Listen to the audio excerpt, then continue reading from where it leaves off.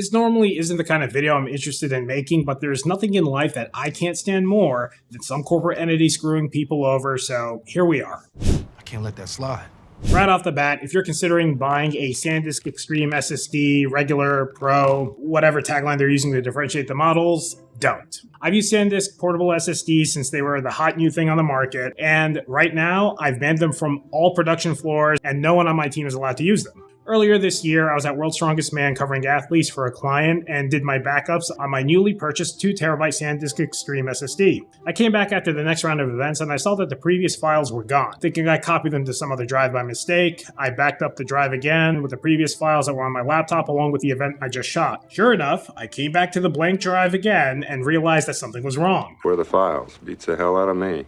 At that point, I switched over to one of my Samsung T7s for the rest of the week. Kind of annoying since I had some photos on there, but whatever. I returned the drive when I got back, and I bought an NVMe 2 enclosure since I was buying a bunch of stuff to put together my new NAS unit. Lo and behold, a few weeks later, Ars Technica put out an article on the exact issue I had at World's Strongest Man. Only difference was I was lucky enough to only be using this as a backup, and other people, like they had their forum members, that people on Reddit, they weren't so lucky. They just ended up losing files. The main culprits were the 2TB and 4TB models. I still have these 1TB files, but I won't put anything solely here. These will be just like a third backup when I'm on the move. Eventually, after mounting pressure, as one would expect, Western Digital, SanDisk's parent company, said that they'd be rolling out a firmware update for the 4TB model with no mention of any kind of fix for the 2TB model, and eventually they did.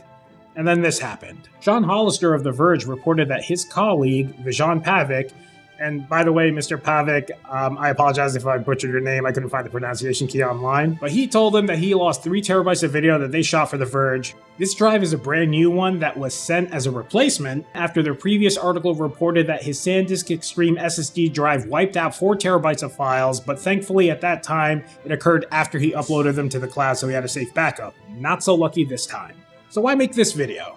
If you search SanDisk Extreme SSD, you're only met with search results for them at practically liquidated prices and at the top of different publications' affiliate-linked listicles, with no mentions of issues on these drives unless you scroll down past the first page, the exception now being the most recent Verge article on the topic. Data loss is no joke.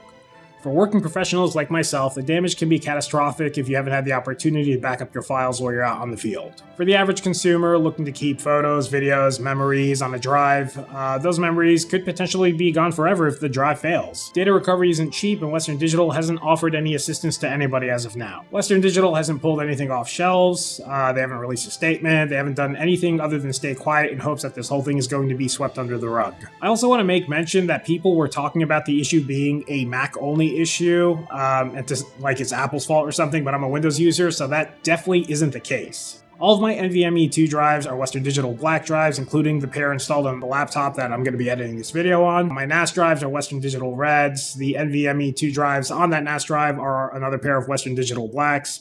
I spent a lot of money with this brand and entrust all of my data to them. For them to turn a blind eye to an issue like this is flat out unethical and honestly pretty gross. The level of irresponsibility is off the charts, and I'm hoping that a larger channel reports on this so it becomes an issue that their marketing and PR teams can't dodge. That's it for this video. Links to the articles I'm referencing are in the description below, along with shameless affiliate links to some drives that I actually started using instead of them. For now, whatever you do, do not buy Western Digital SSDs.